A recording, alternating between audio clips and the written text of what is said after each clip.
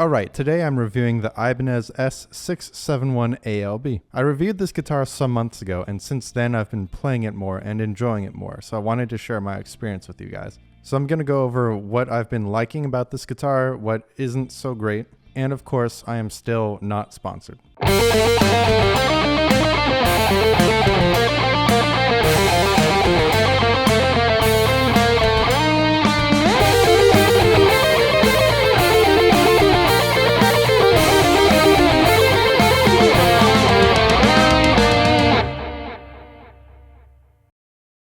So first, let's get out of the way what hasn't been so great, and we can start with the plastic nut right here.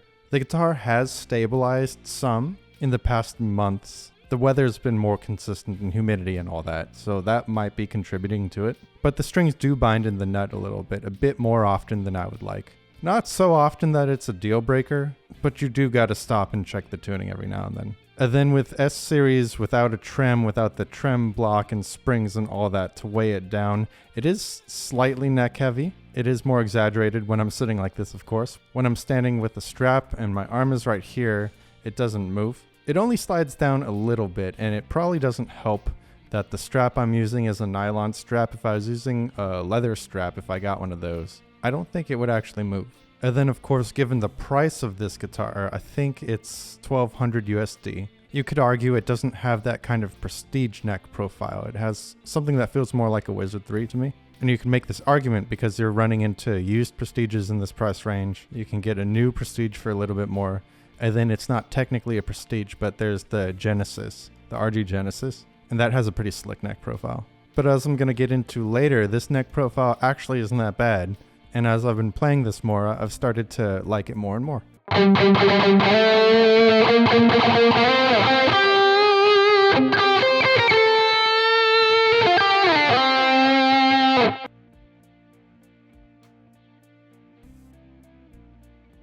So let's talk about why I've been enjoying this guitar now that we've got the bummer stuff out of the way. And thing number one is the setup. I do my own setups. Sometimes I have to set it up again. The neck shifts, temperatures change. Maybe I made a mistake. I'm not a professional guitar tech, but I persisted a few times and this is set up pretty well now. I've got the action nice and low like I like. It's not fretting out or anything. So it's easy to play. Not Prestige or J Custom level easy, but it's close enough. Another reason why I've been enjoying the guitar is simplicity. There are some aspects about this guitar that are uncomplicated. For example, the fixed bridge, always nice. I like whammy tricks and dive bombs and all that stuff as much as the next guy, not knocking that at all. Sometimes I just feel like having a fixed bridge though. No complications, no worries about breaking strings and things go crazy. And then the single volume knob too is nice. I do have a bunch of guitars with tone knobs, and most of them don't accidentally get turned down or anything. But it is nice just to have the volume knob, especially because my playing style doesn't really use the tone knob that much. Except on my Stratocaster, I do turn the tone down. Single coil things, you know. Sure, the volume is a push-pull to change the voice from the active to the passive sound, but whenever I'm playing actives, I want the active sound, and whenever I play Fishmans, I just keep it in the standard voice or voice 1 or whatever it's called. Now, moving away from the simplicity, there is a 5-way switch, so let's talk about the tones. And the tonal options are nice. So you might be asking yourself, hey, there's a 5-way switch, so how can you say it's simple when a 3-way switch be more simple? And I would agree. For my typical uses, my typical style, I'm really just using the bridge all the time. And then for cleans, I'm just going to the neck. Every so often, I'll use the position 4, so the neck and the middle, to get that kind of thinner sound. Sounds pretty good. I never use the middle single on its own. And then position 2, I'll use sometimes when I'm trying to get that kind of modern-ish sound, but I don't really do that much.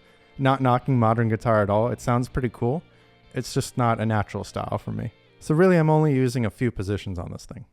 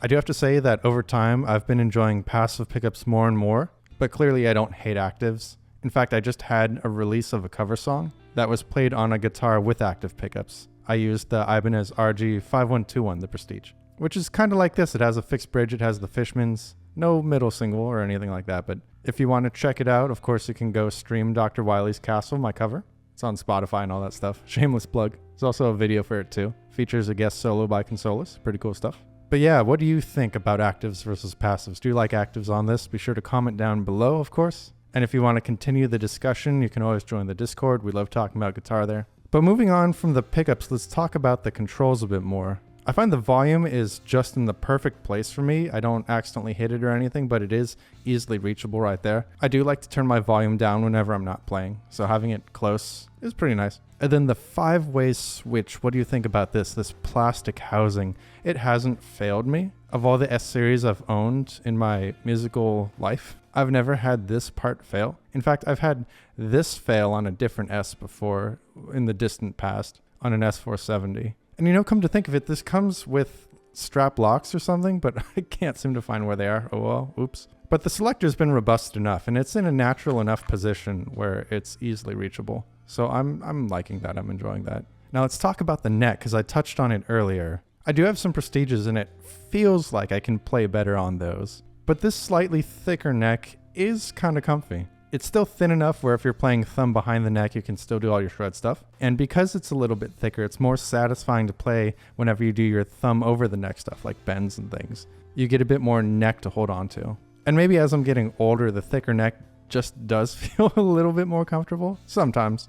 On good days, I really like the thinner necks the most. But this isn't bad. This feels like a pretty good compromise, while still staying true to that kind of Ibanez feel. So I like it. I reach for it. And then, of course, when doing the bends, the ebony fretboard does feel pretty good. And after playing the Genesis a lot, the RG Genesis, which has that kind of slanted square neck thing in the back, coming back to an all-axis neck joint is such a luxury. It's pretty nice. Very convenient.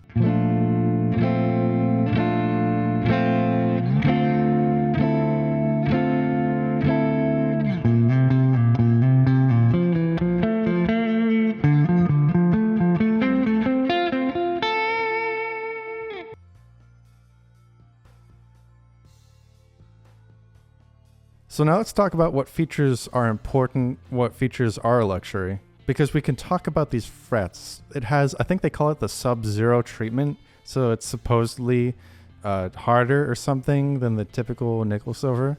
And it does feel kind of different. Not dramatically different, but you can tell there is something different about these. It doesn't feel like stainless steel. And we'll see if these last longer than the typical standard frets. But so far they've been pretty good. Now I don't hate the standard, the nickel silver frets. I do prefer stainless steel frets overall. I like how smooth they are. And the durability is nice. I recognize they're not indestructible. They're not made of diamond or anything. But I do prefer the feel of those. But I don't hate just the standard nickel frets. And so these being Sub-Zero treated, that's kind of neat. Is it a gimmick? Maybe. We'll see. We'll see how it lasts. But I don't hate it. It feels pretty good. And then the tuners, the locking tuners you can see on the headstock here. Do you need locking tuners? I think a lot of guys like them. I think a lot of guys dislike them. And you could make the argument it doesn't help with the neck balance because of the added mass. For me personally, I do like how it makes string changes a bit easier. I like having those strings locked down. So it is pretty convenient. It's nice knowing it's not going to slip in the post at all. I've tried doing the kind of luthier knot or whatever it's called with the strings, and that works fairly well. But I do prefer the peace of mind that the locking tuners give. Just me personally. I do understand if you dislike them. And as I mentioned earlier, the guitar isn't that neck heavy. It's not too bad for me. I think if I really got sick of it being slightly neck heavy, maybe I'd find, those wheel weights you can put on wheels? I just stick a few of those in the part of the control cavity right here to see if there's any room in there. And that would probably balance things out. And again, a different strap, because I'm using the $10 nylon strap. Like a leather strap, that would stick better. So talked about balance and tuners. What about pickups? Are pickups important to have, like good pickups? Do you need good pickups? I think as long as they're good enough, it'll work. Of course, you need to have good amp settings or good plug-in settings. That's going to matter a whole lot. It won't matter what your pickups are. If you need a distorted tone and you're working with a clean amp, that won't work, obviously. But besides that, are pickups important to have right? You could argue if it has actives and you really hate actives, it wouldn't be worth the trouble of buying pickups than either paying for the labor or switching them out yourself, when you could just get a different guitar with the passives you like, and vice versa. If it comes with passives, would it really be worth it to do the actives? And a bunch of people do that. So that's really a question you got to answer for yourself, I think. And then the bridge. Is it important to have a good bridge? Do you like the Gibraltar Standard 2 bridge that this has? I think it's good enough. I do like the fixed bridge, but I kind of dislike just a little bit how the saddles kind of slant back. It's not my ideal feel. I like the low pro the best. I like how that feels a lot. Of course, Hipshot always feels good too. I don't mind how the Evertune bridge feels. And surprisingly, I do like how this bridge feels a bit more on the RG 5121. Maybe it's something about how this body arches, and then this also, the saddles go back. Maybe that just makes the feel be just slightly off for me, but again, it's not a deal breaker. I do have fun playing this guitar. It's an interesting thing to think about. So I think the bridge being good is important, but little quirks like this that I might not necessarily like, I can still live with. But what's important for you for a guitar to have? Of course, be sure to comment down below.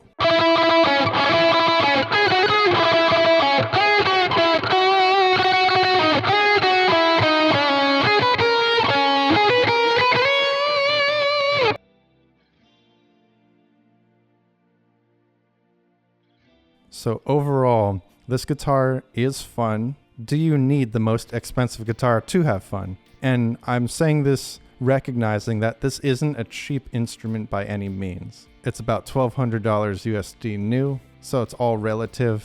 It's not as expensive as, say, a Gibson Les Paul, not as expensive as a J Custom, a custom shop Fender, one of those high quality PRSs, etc.